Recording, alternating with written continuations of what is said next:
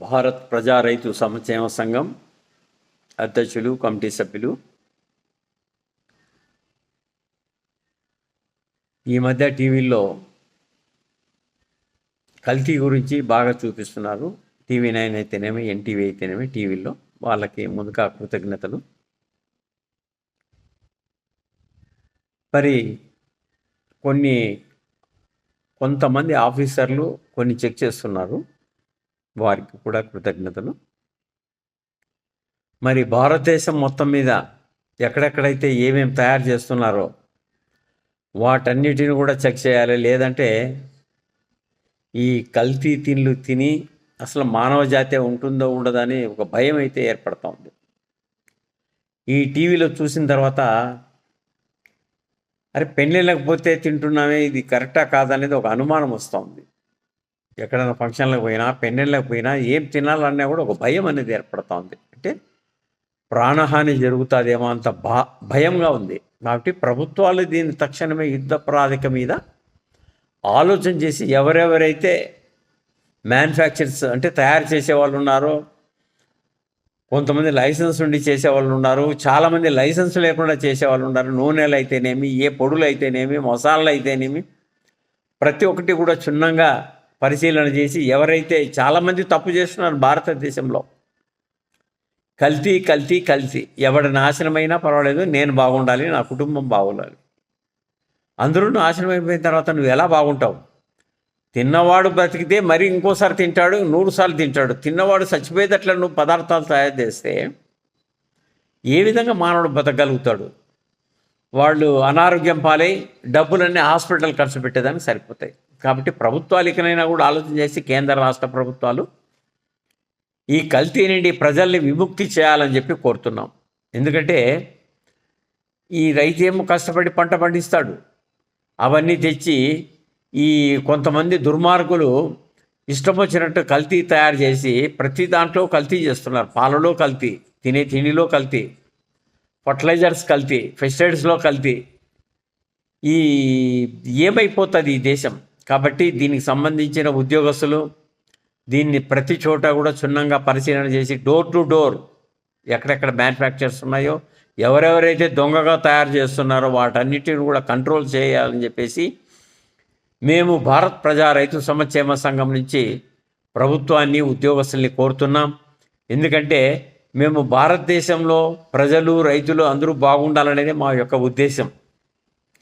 ఎంట తీసుకుపోయేది ఏం లేదు, ప్రతి మనిషి కూడా చనిపోయినప్పుడు ఉత్త చేతులు పోల్సింది. అలెగ్జాండరే ఎన్నోసార్లు యుద్ధాలు చేసి లాస్ట్ చేతులు బయట పెట్టుకొని శవాన్ని తీసుకుపోయినారే, ఏమీ లేదా ఇదంతా ఉత్తుతుంది అని చెప్పేసి. మరి ప్రజలు ఎందుకో డబ్బు డబ్బు డబ్బుని చచ్చిపోతున్నారు. ఏం మీ అంట వస్తుందా? ప్రజల్ని మోసం చేయడం, రైతుల్ని మోసం చేయడం, దేశాన్ని మోసం చేయడం అంత అవసరమా మీకు? ఎవరంతూ వాళ్ళు కష్టపడి సంపాదిస్తేనే దాని విలువ తెలుస్తుంది. మా తల్లిదండ్రులకు నేను 9వ సంతానం, మాది రైతు కుటుంబం, అనంతపురం జిల్లా. కష్టపడి మేము ఈరోజు 10 మందికి పెట్టే స్థానానికి వచ్చినాం. సంతోషపడాలా, ఒకరిని దేహీని అడుక్కోకుండా.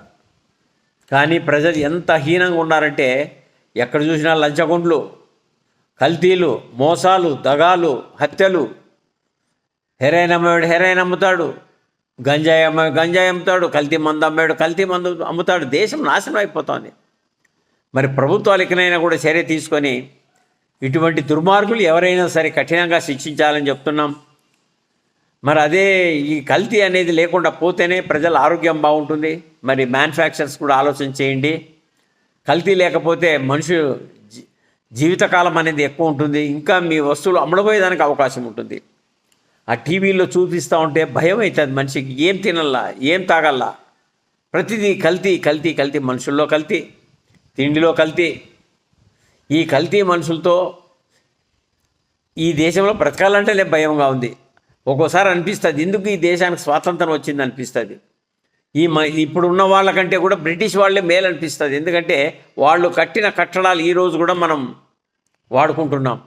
ఇప్పుడు కొంతమంది కట్టిస్తే దుర్మార్గులు 30 ఏళ్ళు ఉంటాయో 20 ఏళ్ళు ఉంటాయో అర్థం కాకుండా పోతుంది. కొన్ని చోట్లయితే మేము చూస్తున్నాం, రోడ్ల మీద రోడ్లు వేస్తున్నారు. అవసరమా? రోడ్లు లేని చోట రోడ్లు వేయండి అంటే రోడ్ల మీద రోడ్లు వేస్తాను అవసరమా?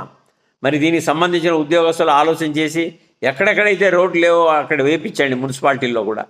ఎందుకంటే మేము పుట్టినప్పటి నుంచి పుట్టినప్పటి నుంచి మున్సిపాలిటీలోనే ఉన్నాం. మేము మా తరతరాల నుంచి మేము ఇక్కడ స్థానికులం. మరి ఆలోచన చేయండి ఏదన్నా కానీ. కాబట్టి మేము ప్రభుత్వానికి కోరేది ఒకటే, కల్తీ అనే దాన్ని నిర్మూలన చేస్తేనే ప్రజలు బ్రతకడానికి అవకాశం ఉంటుంది. దీన్ని క్షుణ్ణంగా పరిశీలన చేసి ఎవడైతే తప్పు చేస్తున్నాడో వాడిని కఠినంగా శిక్షించాలి. అటువంటి వాడిని బ్యాన్ చేయాలని చెప్పేసి మేము భారత ప్రజా రైతు సంక్షేమ సంఘం నుంచి కోరుతున్నాం.